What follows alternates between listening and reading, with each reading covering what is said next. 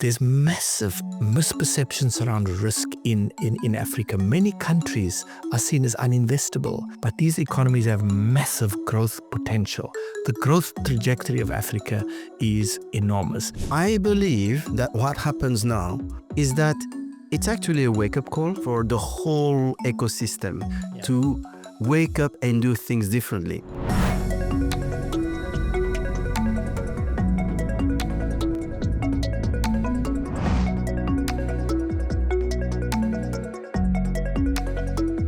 Welcome to another edition of Roots and Values. And today we are delighted to have Leslie Maasdorp. Leslie, thank you very much for taking the time. Thank you so much for having me, Alain. It's a real pleasure and honor to have a conversation with you today. I know you're a busy man. You've joined British International Investments, BII, a few months ago. When exactly? I started in November 2024, so I'm heading now very close to the 1-year mark, but it's been quite an eventful 12 months. So I'm looking forward to share some of that with you. I can only imagine. And Leslie, if it's okay for you, the podcast is called Roots and Values. So we'd like to start with the beginning of what brought you into that role, actually. Oh. So you grew up in South Africa. Can you tell us what your childhood was like? Sure. I mean, South Africa was a very different country then, Alain. You African yourself, and you know this history. But for many people, maybe the younger folks out there, they might not be so familiar with the institutionalized discrimination that defined South Africa at the time. South Africa had a set of racial discrimination policies that was called apartheid. It was designed in 1948 by a fellow by the name of Hendrik Verwoerd. And essentially, the political model was one where people were geographically sort of segregated. So I'm of mixed race, right? If you were of Indian descent, if you were white South African, if you were black African, each of these defined national groups had to live within their own cultural parameters. So, for example, I went to a creche that was only for kids of mixed race school, and we were classified as coloreds. I went to a primary school that was only for coloreds. I went to a high school that was earmarked only for coloreds. The limitations I had in terms of university after I graduated from high school, I could not just apply to any university. If I wanted to study medicine, for example, that option wasn't there. If I wanted to study engineering, that option wasn't there, because the University of the Western Cape, the university where I ended up going to, did not have those disciplines because the government decided which academic disciplines were appropriate for which national group. It was a crazy political system. Talk about some headwinds. Yeah. But you did manage to face that, actually. What I find interesting in your story is that you then became an activist, I can say. I think it was quite natural for people like myself and my generation to be driven to fight for political change, right? So we were deprived of political rights. So my parents, who grew up as mixed race South Africans, never voted in their lives, meaning that they didn't have the legal ability to vote because only whites could vote in South Africa, right? So they had no ability to express their sort of rights as citizens. So it was very natural for me as a teenager, to ask questions and to be curious about how did we end up in this political system. And we were focused on using our organizational strength and individual sort of power as individuals to try and change that system. So at my high school, for example, we protested against the fact that our education, these schools and so on, were quite under-resourced, right? So we formed a student representative council at my high school. We boycotted classes to protest against the lack of resources. And that what kind of age were you at that time? Well, I was the chairman of the Student Representative Council at my high school when I was in Standard 9. So that would have been, I was 15, 16 or so. And that propelled me into more serious activism, right? So I became a student leader in South Africa. After I matriculated, I went to University of Western Cape, which I referenced earlier on. And by that stage, I was already very much inspired by the sort of leaders of the country, people like Nelson Mandela and others who were in prison at the time. But there was was a lot written that we could access, written about them. The younger generation at the time, we knew that we had this historical responsibility, given that most of the leaders were either in exile or in prison, that we needed to step forward to play a role to oppose the government of the day. That's unbelievable. And it was not without danger, because I understand that you've actually been incarcerated. Yeah, sure. So look, I mean, it was an experience of many young people of my generation that during protest activity, we'd organize marches demanding for political rights, demanding for the end of the repression, demanding for the end of the state of emergency. The state of emergency, Alain, is basically a law where the government can at any stage arrest anyone without charging you. You have no access to legal channels. So I was arrested the first time when I was 19 years old. I was in my second year at university. And I spent the first stint, I spent just over 3 months in prison. But it's called detention without trial, which means I never went to a court of law. You get arrested one day and, you could be there for a month, 2 months, a year, 2 years. The law allowed the government at the time, or the police, to detain you for as long as they wish. So I spent first 3 months in prison. Then I started my third year. I was elected president of the student union. That's called Student Representative Council. And 3 months after my election, I was arrested again, but this time spent a full year in prison. So I was in jail from 11th of June 1986 until 11th of June 1987. Thank you for sharing this, Leslie. But you were a fighter. Right? You must still be a fighter, I suppose. And what I find extraordinary is that once you were in prison, you actually studied and graduated from the prison. Yeah, look, I was very lucky actually that the university was very sympathetic. The university fought a case in the High Court where they essentially argued that those of us who were registered students in prison ought to have access to our books, right? So I was in a single cell, which is, about the size of half of this studio room where we are in. And in that cell rather, you have a toilet, you have a basin, and that's it. There's nothing else in there. There's no cupboards in there. There's no beds. And you sleep on mats. And after about 4 months, during my 1 year incarceration, after 4 months, the university won this case in the High Court, which means that students who were imprisoned had access to their books. So that completely changed the experience of being locked up for so long, because, 17, 18 hours a day, you are alone in that cell and there's nothing to do. You have no books. You have nothing to write on. There's literally nothing except a Bible. I mean, that's the only thing that they provide in a cell at the time. So I had, this huge. When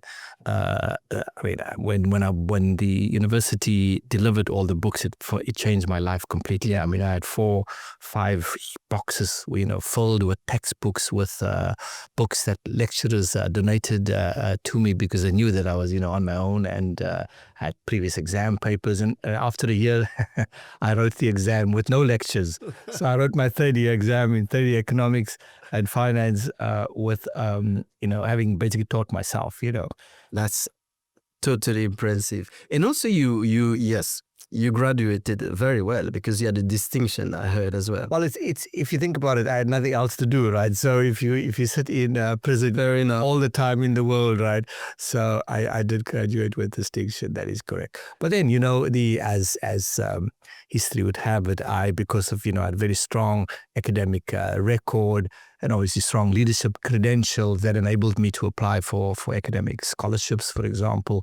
So I received the Foreign and Commonwealth of Leadership Award, which allowed me to come do my master's in the UK. So I went to SOAS, the School of Oriental and African Studies, and did an MSc in economics here in London. Fantastic. This is now after the lifting of the state of the emergency, after the ANC was unbanned, after Nelson Mandela was released, as the country embarked on a process of transition to democracy. I see. 2 things that I find interesting there, Leslie. First of all, you also studied psychology. Yeah. Right. Yeah. Did you study that at the same time as? Yeah. It was a very unusual sort of combination in finance. I've always had a very strong interest in psychology. I think psychology and understanding people and understanding human behavior, and there's something that enriches your understanding of business, the economy, markets. It gives you a deeper sort of lens into markets when you understand psychology. Yes, I can definitely agree with that. And that's the reason of this podcast as well, is to understand and to get to know you better. You talked about some of the big figures of the moment. So who inspired you? Who have you been in touch with? Sure. So at the time, I was very fortunate throughout my career, actually, that over the last, 25, 30 years that I've had, very significant figures who I got to know and who I was inspired by and who played a role as mentors, right? So the first, I would say, mentor that I had was he became the Vice Chancellor of Nelson Mandela University in Port Elizabeth, Professor Derek Swartz. He was a teacher in my area, and he always, would give me books to read and, discuss the sort of political struggle in South Africa, and gave me a much more deeper understanding of the sort of history and the forces that shaped the political system in South Africa. And then when I came here to London, got closer to the ANC, the African National Congress, which I joined. That was the party that Nelson Mandela was the president of. And I met Tito Mboweni, for example. He became the Minister of Labour later when Nelson Mandela coalesced his first cabinet. And then I also, went up to work for him as his special advisor. And then the other key person who played a key role in my formative years was Trevor Manuel. Trevor Manuel served as finance minister for 3 terms. So he was our longest serving finance minister in South Africa, and credited as one of the top best-in-class finance ministers globally at the time. He won many awards for the fiscal prudence that he introduced and the macroeconomic stability that resulted after we inherited after the transition to democracy. The country was in a fiscal hole at the time, very high inflation, very high indebtedness, and he introduced a series of policies that brought macroeconomic stability to South Africa. He was also a very inspirational figure that I managed to work with very closely. And then you decided to go back to South Africa, as you said, and to work for the government. That is correct. That included restructuring a few of the companies. I hear that you helped listing Telkom SA? Yeah, that is correct. That brings a few memories to me because, that was in the early 2000s, right? Yeah. I was a telecom analyst at the time. Okay. So I remember all the telecoms from South Africa, which is interesting for our listeners to hear that at the time, emerging markets as an investment asset class were not very present. But South African credits were actually issuing already in the developed market. I remember investing in these companies in euros. That's right. That is so for you, you've seen I've seen cycle. I've seen the full cycle. Yeah, exactly. And South Africa had this, South Africa went through a very deep economic crisis as a result of isolation, disinvestment and sanctions that was imposed on South Africa because of the political system. But after 1994, the country was kind of reintegrated into global markets. And during that time, the government embarked on a privatization and a restructuring program. The government owned, things like the Airports Company, South African Airways, Eskom, which is the utility were providing electricity. They owned Transnet, which is the utility that provides rail, freight infrastructure, and so on. So the government at that stage wanted to sell a lot of these state-owned entities because they realized that markets would be better allocator of resources. It would be better for these things to be run in the private sector, meaning to sell these companies. So I was appointed as head of restructuring. I had no real depth of experience or track record for that role, but somehow they had the confidence to appoint me in that role. Naturally, I was advised by banks. I worked very closely, so for example, on the listing of Telkom. At the time, we worked with JP Morgan and Deutsche Bank, with the 2 global coordinators. So they helped us with the listing of Telkom. We took that enterprise to listing both on the Johannesburg Stock Exchange as well as the New York Stock Exchange. And there were a number of other assets we sold. The South African Airways, for example, was sold to Swiss Air. prior to 2001, we sold a stake in the airports company, for example, to Aeroporti di Roma. So a lot of corporate deals were done. And it was, during all of that time that I had a lot more exposure to, investment bankers, we're doing corporate finance and so on. So that was really the foundations that enabled me to propel a career into investment banking. And so you did, because what I really like as well is that you've joined Goldman Sachs as their international advisor, the first Black person to hold that role, and also the youngest, I hear. Sure. I mean, I must say that, joining Goldman Sachs at the time was just such a huge privilege. The firm, I mean, in general, and to this day, I mean, they had such far-sighted leaders, if you like. On the advisory board, there are people like Mario Draghi, who became later on president of the European Central Bank and later on prime minister of Italy, of course. So I got to know him very well because we were fellow members on the advisory board. Peter Sutherland was at that stage chairman of BP, which was the company with the highest market capitalization actually at the time. So I worked very closely with Peter Sutherland, and Simon Robertson, who was on the board of London Stock Exchange. So I was able during those years to interact with some very senior global business leaders, and I was much younger than them, but it gave me huge exposure to learn from people who have done multiple mergers and acquisitions, and it was for me really a solid training ground for what I managed to do later in life. But there was another individual at that stage who was a strong supporter and inspirational mentor figure to me. His name was Patrick Ward. He was a South African also, but he was the chief executive of Goldman Sachs in Europe. He was the co-CEO, and it was really because of the strong relationship I had with him that I was able to build a career there. And what's interesting, Leslie, is that you started with a lot of headwinds, but then you became unstoppable. Because our listeners might think, where is it going to stop? I mean, you have you're far too kind. Yeah. But then you went you joined the New Development Bank. Well, before then, actually, so I was with Goldman for 5 years, and during my time at Goldman, and I had no intention of leaving. It was really an incredible firm. I had, learned so much and invest so much in their people.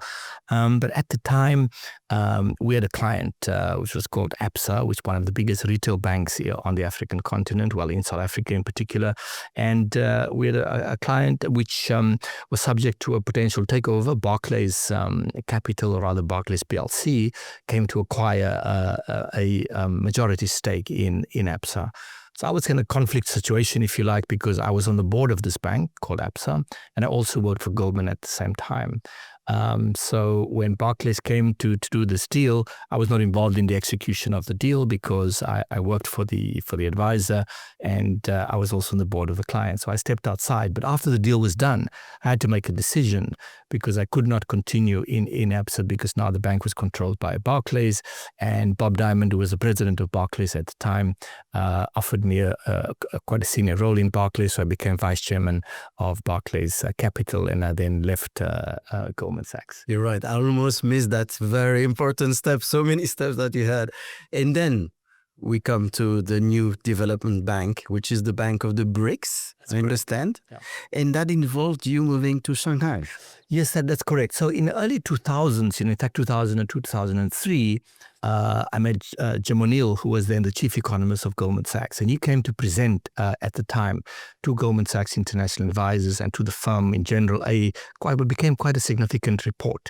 That report suggested that in 50 years' time, it was a kind of a long-range strategic study into what are the trends at the time that will indicate which would be the leading economies in 2050.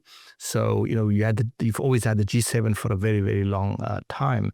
And that report of Jim O'Neill came very influential because it suggested that these G7 economies will be displaced by economies like China, Brazil, Russia, India, and so on. Later on, they added Indonesia and so on. So Africa was not part of the original construct. It was called BRIC, not BRICS. So that report I was very familiar with. So it was quite prophetic that 10 years later, when the BRICS leaders decided to create a bank, I was invited by my country to represent South Africa as part of the leadership team. So I became chief financial officer of the New Development Bank. And it was a fascinating experience, Alain. Firstly, moving to China, I don't speak Chinese. Do you speak now? I can understand some, but it's a very complex language. I don't profess to understand it at all. However, going into China, establishing a bank from scratch, having a blank canvas because we were told to learn and derive from the best practices of the existing multilateral banks, see what we can learn to define what would be the next practices, meaning how could we innovate and create new institutions around the sort of development agenda. So it was really an incredible experience. We had to take this bank to get a credit rating because all we had was capital. We got $10 billion in from the 5 countries, $2 billion each, $2 billion from Brazil, $2 billion from Russia, $2 billion from India, and so on. So we had $10 billion of equity or cash, if you like, liquidity. And we had another $40 billion of callable capital, which is like a guarantee, right? So in total, the bank had $50 billion of capital, on the back of which we created, or rather we sought to obtain a credit rating, and we managed to get a AA plus rating. And for me, that was still one of the most exciting, experiments to work on in my life, where you have to sit in front of, Fitch, S&P, and sort of motivate why you believe that you comply with all of the different metrics in order to obtain a very high credit rating. So for emerging markets to club together and to obtain a rating just one notch below AAA was a significant achievement. So we then built that bank to what is today about a $40 billion balance sheet, and it still has a AA plus international credit rating. Excellent. So, Leslie, when we look back at your experience, I have a few questions. Number one, you've mentioned mentoring quite a few times. And who do you mentor now? Are you a mentor yourself right now? Very good question. I think it's so important to give back, Alain. I had, when I was in South Africa, I had very structured relationships with youngsters who I mentored when I worked as an investment banker. I had, again, structured mentoring relationships over the last 9 years that I lived in China, people that I recruited because we built the institution from scratch. Remember when I arrived in China, bank did not exist, right? We were the first 5 employees, and we hired people. And most of the people we hired were quite young. They were just recently qualified CFAs with maybe 2-3 years of experience, or MBAs, or engineers. And because some of us had, obviously a longer sort of track record, we took a number of these people under our wing, and so within my team, I ran the finance, budget, accounting, and the treasury divisions of the bank. So I would say that there was probably a good sort of 10 people who I would say that I worked with very, very closely, who I spent considerable time with, who they saw me as their go-to person when they needed to, not just in the reporting relationship, but that I formally mentored. Since I've assumed this role as BII, I've been consumed with understanding the domain, integrating myself into a completely new environment, understanding the new sort of macroeconomic and geopolitical strategic backdrop against which we're shaping development finance. So I have not had the chance to play that role for individuals now, but I believe that it is central to our own success. You learn so much by actually giving to others. I have learned a great deal at New Development Bank, for example. My mentor there was the president of the bank, Mr. K.D. Kamath. He was the head of ICICI Bank before, and he was also the chairman of Infosys, which is one of the largest IT companies out of India. So he was a banker with 40 odd years of experience, and I could go to him at any time. So I had the comfort, although I was chief financial officer of a global institution, without necessarily having had a long track record working in a big global multilateral institution, I knew that I could go to him at any time because he had the credentials. He worked as a senior executive in Asia Development Bank. He's kind of been there, done that, so I could see him as a mentor. But that relationship of having a access to and also just giving of yourself to help develop others, I think is central to our own successes. Absolutely. I couldn't agree more. Totally. And when you got the offer from BII, or you heard about the position, what went through your mind? What were the pluses and minuses? Maybe the Look, I mean, I think that, I lived in China for a very long time, so 9 years, I would define it in sort of three phases. First was just the setup, the build up and sort of growing the balance sheet of getting the credit rating, establishing the debt capital markets program. We listed our global EMTN program in London. So I started to spend a lot of time here with the London Stock Exchange, working with Julia Hoggett, the CEO of the London Stock Exchange, to register the program. So that was the kind of the first phase. The second phase, I would say, was very, very tough, was the COVID years. COVID was a brutal period, as you know, and there were hard COVID policies in China, which made it very difficult to even travel. So for an 18-month period, I did not leave China once. I did not see my family. I was literally stuck inside China and did not travel anywhere else. So those years were quite tough. And then the Russia invasion of Ukraine was a major moment because Russia was a big shareholder of the bank. Yeah. So we needed to navigate the sanctions on one of the big sovereign members to make sure that the bank doesn't get sanctioned. So we needed to, work through all of those. So it was a very contentious sort of period. So when this opportunity came up, I was kind of ready to, move on, if you like. I thought that New Development Bank was a hugely successful enterprise, growing it from zero to a $40 billion balance sheet with AA plus credit rating. BII, is one of the most blue chip development finance institutions out there. So it was a huge honor and privilege to be asked to join BII as CEO. I've known about the institution. You would know this, that BII, as it was known formerly CDC, yes, was actually the pioneer, the originator of the entire private equity industry in Africa. The venture capital market was incubated by BII. You look at all of your successful funds, whether it's Helios, all of these funds, they were really incubated by former CDC, which is really BII. So there's a very powerful reputation that the institution had, dating back, by the way, to 1948. Yes. This institution is, 76 years old today. So for me, it was not just about taking a role in an institution, but it's coming into an institution that has, that has distinguished itself as a leading role player in especially the development of the continent. Excellent. And I also wanted to ask you, now that you've joined BII, you've spent almost a year in your position. What do you reckon are the biggest challenges, not only for BII itself, but for all the MDBs and the multilaterals? Sure.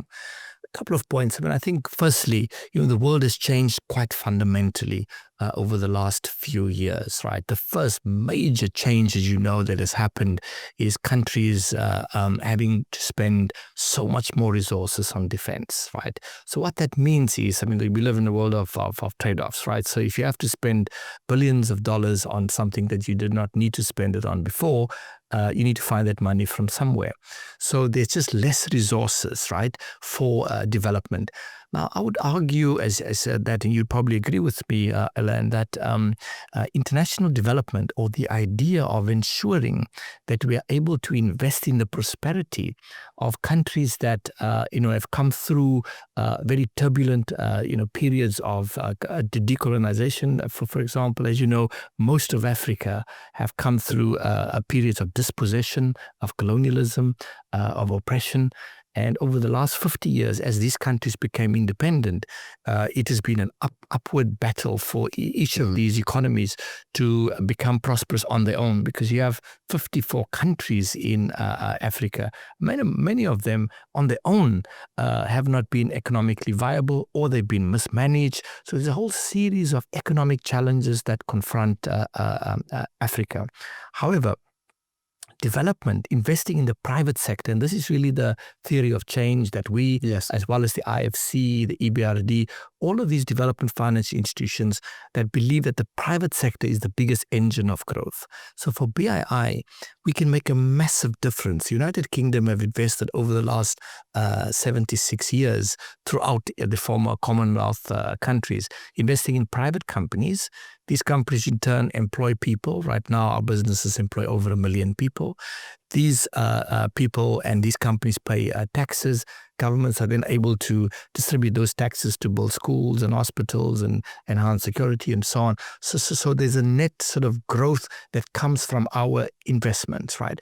So it is I can make a compelling case why it is important, not just for the UK, but for all of the industrialized world, to continue to invest in this development enterprise. Absolutely. Because it is net positive for the world. It also, if you think about sort of immigration, which is a major issue throughout the world today, we need to create stability in these countries. There are lots of countries that are faced with fragility and conflict and violence, for example, right? If we are able to provide the foundations of prosperity in those economies and for people to thrive, people will not be getting onto boats into... And in your case, you went back to South Africa. Exactly. When you saw the opportunities, right? That's a very good point. You've done it yourself. That's a very good point. Yeah. And what I like in your career, Leslie, is that you've touched so many different fields. You've been in private equity. You've worked for the government. You've worked for private companies, for financial institutions. Why are all these blocks so disconnected? If you allow me to say, my view is that I totally agree with you. And by the way, I'm going to put a comment, is that I believe that what happens now with the falling amount of ODA, of debt, of aid, is that it's actually a wake-up call for governments, for DFIs, for the whole ecosystem to wake up and do things differently. Because quite frankly, Leslie, we look at the numbers, there's still a lot to be done. Sure. Right? There's still a lot to be done. Some of the gaps are widening. So my question to you is, with all that experience in different spots, how equipped do you feel you are to help connecting this and help maybe BII connect better with all these type of... Sure. Look, I mean, I think in what we do as BII and as Development Finance Institution, there's a direct connectivity to the state and to governments and to policy making and regulatory frameworks and so on. As you know, markets cannot function without the rules of the game being clearly defined. If you want to invest as a private provider, let's say there's no electricity. Burundi, for example, has got only 22% of people have access to electricity, right? If you and I want to go and invest there, we'll only deploy our capital there if there's an enabling regulatory framework, if there's an offtake agreement you can sign, if you can sign a power purchase agreement in that market. So creating investable markets require policy predictability and require stable governments. Because I worked in government, I understand the domain of how the public sector works and the need for that kind of policy architecture. So, for example, now we are one of the largest investors, or one of our biggest sectors is in energy. We provide energy to 26 million people on the continent. We provide electricity even in countries where there's no centralized grid, because in many countries, as you know, you have to go for off-grid solutions, microgrids, mini-grids, because then that's the only way communities and industries will be able to access electricity. Without electricity, you cannot run a modern economy. So the first key element of running a development finance institution, in my view, is to understand how governments work, have the ability to engage with governments. And I enjoy those interactions because I know the constraints and the possibilities.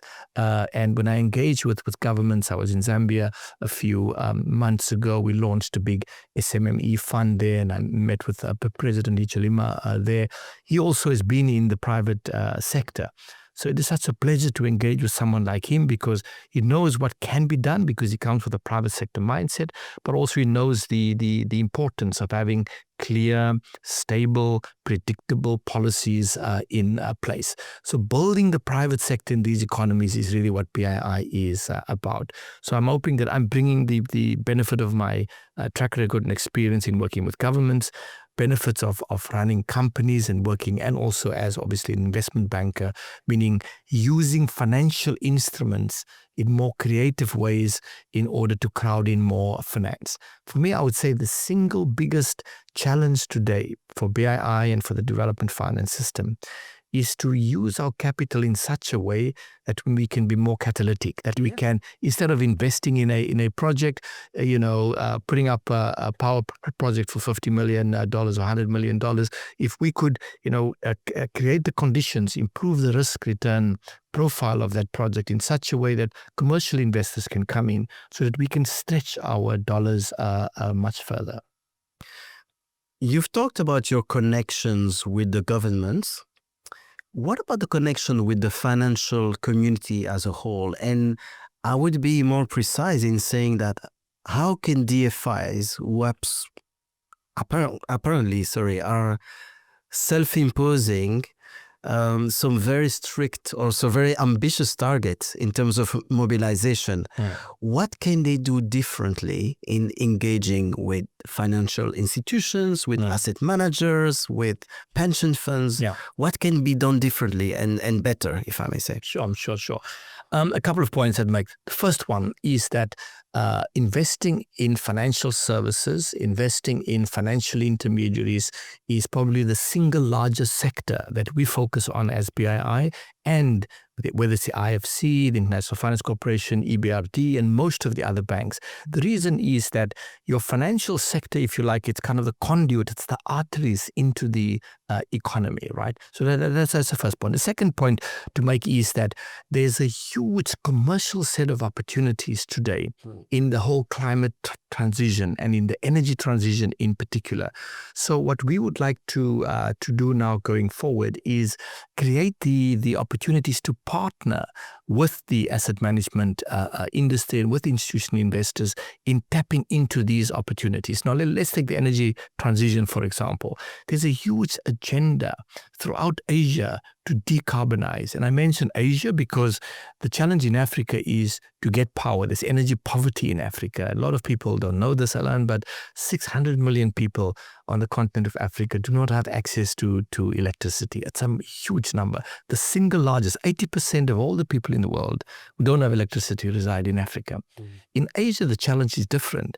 We have countries like Vietnam, countries like India, Indonesia, Philippines. They've got massive coal-fired power energy grid systems. Their challenge is to decarbonize, right? Their challenge is to, have more, breathable air because, the pollution is so bad in these cities. Something like 60% of the most polluted cities in the world are all in Asia. In fact, most of them are in India, actually. So there's a massive endeavor now to boost and accelerate the introduction of renewable energy sources, whether it be solar power, wind power, battery storage. And these are commercial opportunities. These are not sort of, charity development enterprises. So I'll give you an example. We created a company in India called Ayana. We set up a company from scratch ourselves with about $150 to $200 million about 7 years ago. That company was created because Prime Minister Modi announced in 2015 that they want to have 500 gigawatts of renewable power by 2030. Hugely ambitious target, but massive sort of vision that was demonstrated there. So BII at the time decided to create this company. We managed to dilute our equity and brought in other investors. We raised some debt, but over the last 8 years, and a few months ago, that business was sold for over $2 billion. I make that example because I want to make the point that there's huge commercial opportunities in the development space because of the climate transition. This is not narrow development where the private sector sort of steps out of the kinds of returns, low teen dollar returns that you can have, 10, 11, 12% dollar returns can be derived in a lot of those projects. So Leslie, if we say that in Asia you have a lot of commercially viable opportunities that the markets, are not aware of, let's say, they don't see them, they're a little bit below the radar. Climate is always at the forefront of the thinking in terms of investments and development finance. What about human capital? And if we come back to Africa, where are the reasons to hope there that despite the decreasing aid, that something can be done for human capital to advance in some of the most deprived areas? As you know, we are both very passionate about the continent. There are a few things that stand out about Africa. The first major one is demographics. As you know, by 2050, Africa will have 2.5 billion people. Okay, that's India and China combined, right? So this is the demographic trajectory. What that means is, and there'll be about 1 billion people living in these mega cities, whether it's Kinshasa, whether it's Lagos, all of these, Nairobi, these will be mega cities. The numbers of young people who need to be trained, who needs to be invested in terms of the opportunities, the technology, the infrastructure. There is so much that opportunity that comes from that sort of demographic story. So I guess the first point I'm making is that Africa can benefit enormously from the rapid urbanization that will come over the next couple of decades, just through the infrastructure needs. You need to invest in roads and energy and digital infrastructure, fiber networks, internet access, and so on. So there's massive opportunities for the private sector to tap into these opportunities. Now, when I said earlier on, there's big opportunities in the climate transition in Asia, there's mega opportunities in Africa too. As you know, there's major investments right now in data centers, in the growth of the sort of the technology domain. However, there's massive misperceptions around risk in Africa. Many countries are seen as uninvestable. They are just off the list of these. Many institutional investors cannot invest in some of these markets, Sierra Leone or Burundi or even Nigeria. There's some middle-income countries like Kenya, Egypt, South Africa, where institutional investors have greater levels of comfort with. But most of Africa is sub-investment grade. Many countries do not even have a credit rating, but these economies have massive growth potential. The growth trajectory of Africa is enormous. What we do need now, though, is just much better leadership with vision, much more focus on sort of regional approaches, because you cannot have the provision of electricity in, let's say, Zambia or Zimbabwe or Malawi or Mozambique. You have to look at it through the lens of a regional power pool, because you add the consumers up of Southern Africa, it becomes more meaningful for a big global company to invest in power generation there. But the Zambian economy is too tiny for to be attractive for a big European power generator, as an example. So we need to start doing things differently in order to emerge into the new future for the continent. Thank you very much, and I totally agree. Leslie, you've mentioned psychology and the human side. I'd like to talk about culture and corporate culture. If you look at BII and maybe some other DFIs, but at least at BII you can influence the culture somehow. What are the key things that DFIs need to look at differently? How do they need to behave to think differently in front of these new challenges? The first point to make is that BII historically and to this day is an amalgam of over 55 nationalities, right? So we are based here on the Victoria Street. We have 13 offices, so we have about 100 out of the 700 people who work abroad. But it's a melting pot. It is not a UK. It's a UK-owned institution. We are owned by the Foreign Commonwealth and Development Office, meaning we are fully owned by the UK government. But we have people working from all over, from Nigeria, from Bangladesh, from China, from Egypt, from all over the world. There's so much that comes from that richness of that diversity, right? So we draw skills from throughout the different markets that we operate in. Second point to make is that we're trying to tap into the new pockets of excellence around climate innovation. There's so much happening now in the technology domain that gives me even more hope that the continent and many developing countries will be able to leapfrog the challenges that they face. So it's about connecting our people to the opportunities in our markets. We don't only invest in mature businesses or companies where we can see the cash flows and the possibilities of exit. We also invest in venture capital, where we identify the new and upcoming startups that we can invest in and companies that we can grow. So having young, passionate people, which is what we have, going into these markets, and remember to invest in some of these markets is very, very challenging, right? You have business integrity issues. You often have corruption in some countries. You have to make sure that our investments stand up to the highest levels of scrutiny when we do our due diligences. So it's a very complex endeavor, but I believe we do have the ingredients to do that successfully. Perfect. And Leslie, now that you're about a year into the job, what are your key strategic priorities? Sure. I'd say there are probably three that stand out, right? I mean, the first one is the UK government has clearly indicated, when the Labour Party was elected last year, the desire of the UK to play a leadership role in climate was emphasized as one of the key elements of the election platform. So ensuring that we can increase the available finance for, whether it's growing the electric vehicle industry, whether it's growing our investments in renewables, in solar, battery storage, the entire green economy, because climate change is real, climate change is here, and it is a long-term strategic risk that face all of us. So the first major objective now is to increase the ambition on climate, meaning at the moment we have a 30% target where of the $2 billion that we invest a year, 30% is focused on climate finance. In practice, we already have achieved 41%, but we're going to continue to move that number up. So more resources to invest in climate. The second one is we want to leverage off, and for me, this is a very exciting one in particular, because we are in the City of London. This is the heart of global capital markets. You have the best-in-class institutions and human talent right here in the city. BII is a center of excellence.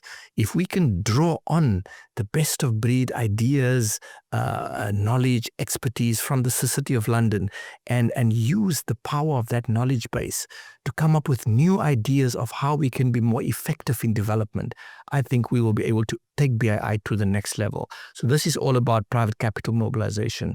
How can we ensure that